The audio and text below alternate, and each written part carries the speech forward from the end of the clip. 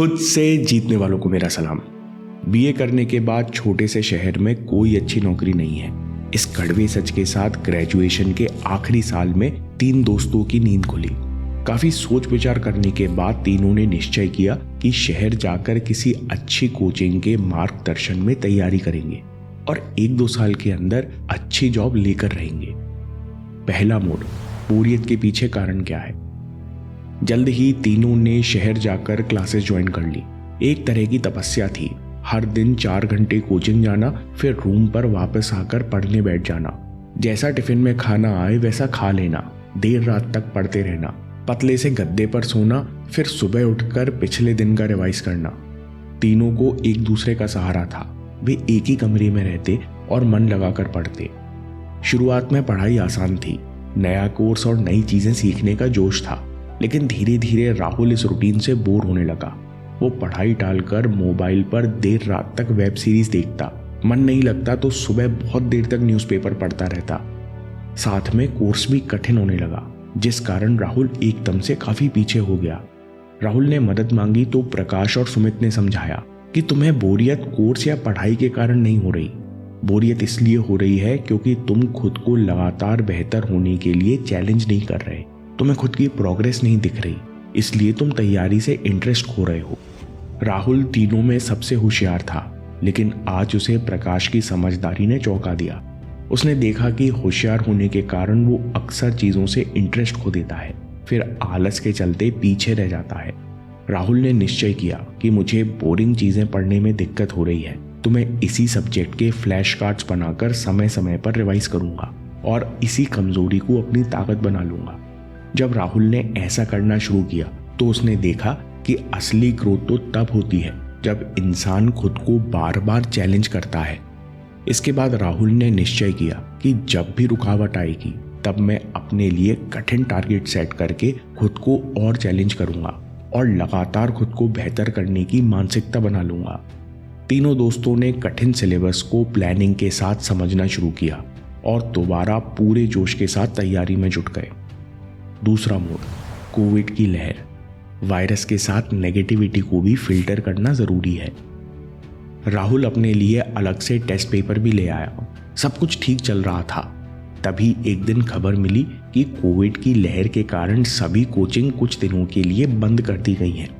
इससे पहले कुछ समझ आता कि इन सब का भविष्य पर क्या असर पड़ने वाला है, तीनों दोस्त घर की ओर निकल गए क्योंकि खबर थी कि अनिश्चित काल के लिए छुट्टी होने वाली है। जब घर पहुंचे तो लोगों ने पूछा, तुम लोगों के साथ बहुत गलत हुआ, अब तुम लोग क्या करोगे।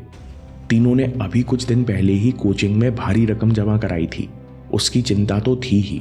साथ में लोगों के नेगेटिव प्रश्न सुनकर तीनों ने लक्ष्य से नजर हटा ली। नजर हटाते ही सारी तैयारी कोविड के धुंध में खोने लगी। तीनों चिंता और प्रोक्रेस्टिनेशन के जाल में फंस गए। इस चिंता में तीनों ने खुद से पढ़ना, रिवीजन करना भी छोड़ दिया। कुछ ही दिनों में कोचिंग की तरफ से ऑनलाइन क्लासेस भी शुरू हो गई, पर शिकायत और विक्टिम माइंडसेट के कारण तीनों को टॉपिक समझ में आने में दिक्कत होने लगी। इन्होंने कई दिनों से रिवाइज भी नहीं किया था। तीनों अक्सर शिकायत करते कि हमारे पैसे फंस गए हैं, कितना सारा सिलेबस बाकी है, अब ये सब कैसे होगा। अच्छी भली तैयारी चल रही थी, ऑनलाइन क्लासेस में ठीक से फोकस नहीं कर पाते, डाउट पूछने का मौका नहीं मिलता। कोविड ने सब खराब कर दिया। एक दिन सुमित ने दोनों दोस्तों को बुलाया और कहा, दोस्तों अगर समस्या आई है तो सबके लिए आई है, लेकिन शिकायत करके हम केवल खुद को कमजोर बना रहे हैं। हमें कोविड से दिक्कत नहीं है, असल में हम बदलाव के साथ आए नए चैलेंजेस को स्वीकार नहीं कर पा रहे, इसलिए शिकायतें कर रहे हैं। कोविड ने स्थिति बदली, लेकिन हमने पढ़ने का तरीका नहीं बदला, इसलिए परेशान हो रहे हैं। बदलाव के साथ हमारा बदलना भी जरूरी होता है। अब शांत मन से सोचो और बताओ हमारे साथ क्या अच्छा हो रहा है, हमारी क्या ताकत है और इस परिस्थिति का फायदा कैसे उठाएं। राहुल ने कहा, हमारे घर में सब ठीक है और हमारी तबीयत भी ठीक है। दूसरी बात, हम तीनों साथ हैं। उन स्टूडेंट्स का सोचो जो इस समय अकेले फंसे हुए हैं, हमें इसी को अपनी ताकत बनाना है।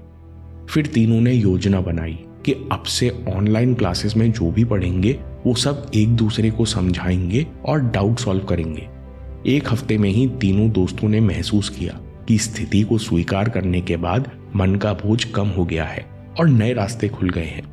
तीनों ने वादा किया कि तीनों में से कोई शिकायत करेगा तो वे याद दिलाएंगे कि बदलाव को स्वीकार करो और कैसे इस बदलाव का फायदा उठाओगे, उस पर काम करो। ऐसा करने से तुम भीड़ से काफी आगे निकल जाओगे। तीसरा मोड़, सब कुछ दांव पर लगाना जरूरी है। तीनों दोस्तों ने एक बार फिर पूरी निष्ठा के साथ पढ़ना शुरू किया। कोविड खत्म हो गया, लेकिन तीनों दोस्त ऑनलाइन क्लासेस पर ही पढ़ते रहे। फिर एग्जाम की तारीख से 3 महीने पहले कोचिंग की तरफ से all India online mock test की परीक्षा हुई। तीनों दोस्तों ने भी ऑनलाइन मॉक टेस्ट में भाग लिया। जब रिजल्ट आया तो राहुल और सुमित की रैंक अच्छी नहीं आई, लेकिन सबसे बेकार स्कोर तो प्रकाश का था। तीनों के नंबर्स के हिसाब से किसी का भी सिलेक्शन नहीं होने वाला था।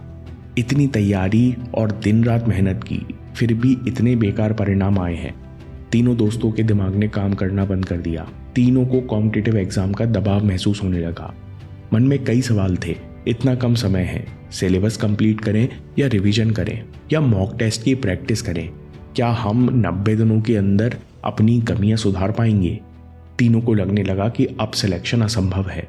1 हफ्ता निकल गया, किताब सामने खुली रहती, लेकिन पढ़ाई नहीं हो पाती। एक दिन प्रकाश ने दोनों दोस्तों को बुलाया और गंभीर मुद्रा में कहा, हमें इस एग्जाम प्रेशर को पार करना ही होगा। प्रकाश ने कहा, जब नदी में तेज धार चलती है तो दूर से देखने पर डर लगता है कि पार कैसे करेंगे। पता नहीं नदी कितनी गहरी है, अंदर पत्थरों से चोट लग गई तो। लेकिन उसी तेज धार में किसी को बचाना हो तो बिना सोचे अनुभवी तैराक कूद जाता है और इंसान को भी बचा लेता है।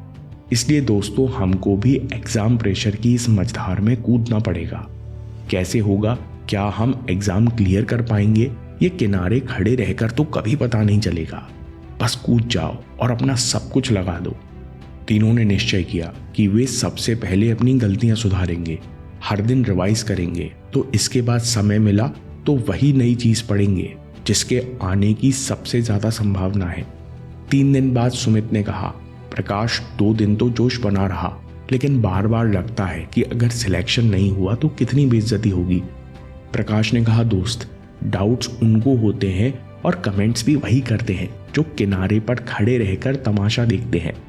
जो मझधार में कूद जाता है उसके पास तो केवल सांस लेने का समय होता है, उसे पार निकलने के अलावा कुछ नहीं सूझता।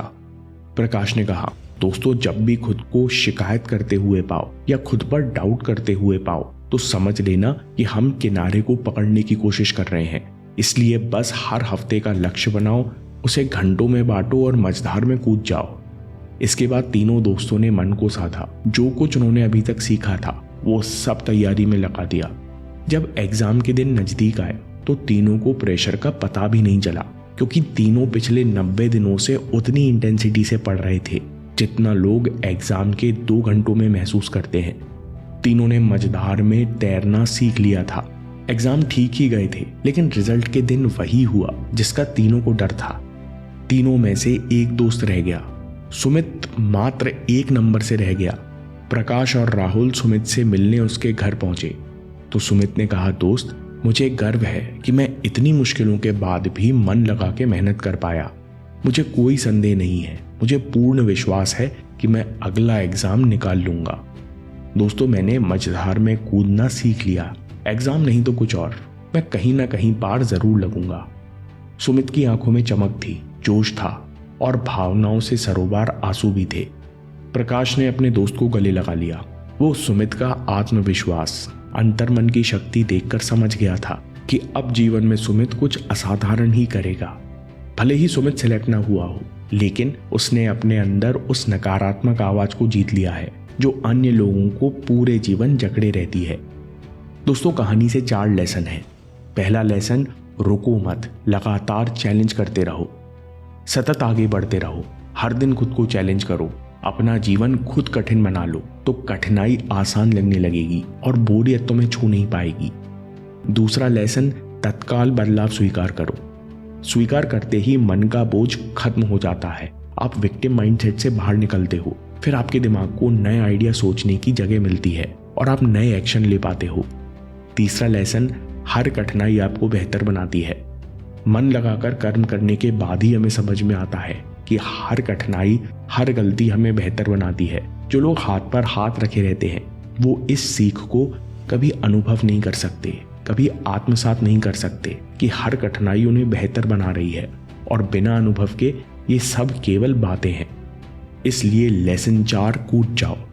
स्वामी विवेकानंद जी कहते हैं कि अपनी क्षमता के कारण लक्ष्य को छोटा मत बनाओ, बल्कि अपनी क्षमताओं को बढ़ाकर उच्च लक्ष्य के बराबर बना लो। कैसे होगा, क्या होगा, मैं कमजोर हूँ, समय इतना कम है, सोचने की बजाय लक्ष्य की ओर बढ़ चलो। किसी एग्जाम, किसी चुनौती का आपको पहले से कुछ पता नहीं होता। इन चुनौतियों का सामना करने पर ही आप में काबिलियत विकसित होती है और आप लक्ष्य को पा लेते हो। दोस्तों, वीडियो पसंद आया तो लाओत्जू और एक राजा की कहानी देखिए। ये कैसे काम को ध्यान बनाते हैं, कैसे भटकते हुए मन को एक दिशा में काम कराया जाता है।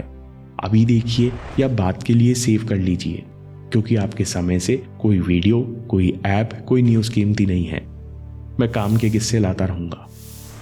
हम जीतेंगे।